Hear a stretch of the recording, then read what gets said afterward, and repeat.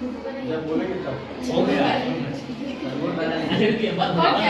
Sentence जो होते हैं वो 3 तरह के होते हैं। किससे हम पहचानेंगे कि कौन सिंपल सेंटेंस है और कौन कंपाउंड सेंटेंस है और कौन कॉम्प्लेक्स सेंटेंस है कि नहीं? अब तो आप आसानी से बता सकते हैं कि कौन सेंटेंस कंपाउंड है, कौन सिंपल है और कौन कॉम्प्लेक्स है। बता सकते हैं?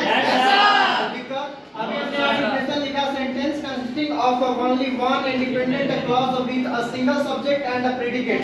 जिस सेंटेंस में एक सब्जेक्ट हो और एक वर्ब हो या प्रेडिकेट हो, वो सेंटेंस क्या कहलाता है? ठीक है, वो क्या होता है? वो जो सेंटेंस होगा वो इंडिपेंडेंट होगा, डिपेंडेंट नहीं होगा, यानी स्वतंत्र होगा। तो वैसे सेंटेंस को हम सिंपल सेंटेंस कहेंगे। और कंपाउंड सेंटेंस में थोड़ा सा डिफरेंट है। उसमें क्या होता है? 2 क्लॉजेस होते हैं और क्या होता है? दोनों एक दूसरे पर डिपेंड नहीं होता है। दोनों क्या होता है? इंडिपेंडेंट होता है। दोनों क्या होता है?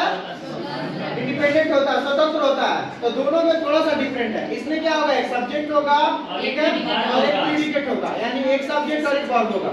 लेकिन उसमें क्या होता है? थोड़ा सा डिफरेंट हो जाता है कि 2 क्लॉजेस हो जाते हैं, 2 सब्जेक्ट हो जाते हैं और 2 वर्ब हो जाते हैं। लेकिन क्या होते हैं? वो दोनों एक दूसरे से डिपेंड नहीं होते एक दूसरे पर, यानी वो दोनों इंडिपेंडेंट होते हैं। तो अगर इतना आप समझ जाएंगे तो आप आसानी से सेंटेंस को पहचान कर पाएंगे कि सिंपल है, कॉम्प्लेक्स है, कंपाउंड है। और कॉम्प्लेक्स को भी आप लोग को अभी मैंने जस्ट बताया कि कॉम्प्लेक्स में क्या होता है? कम से कम एक जो सेंटेंस होता है, बहुत जो होता है, एक पर डिपेंडेंट होगा।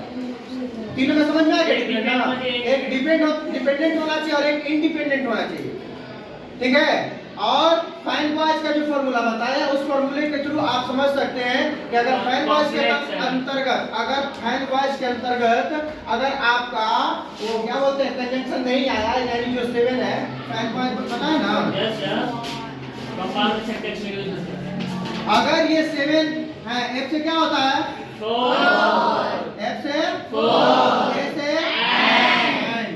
N से 9, B से 8, O से 8, Y से 8, S से 2।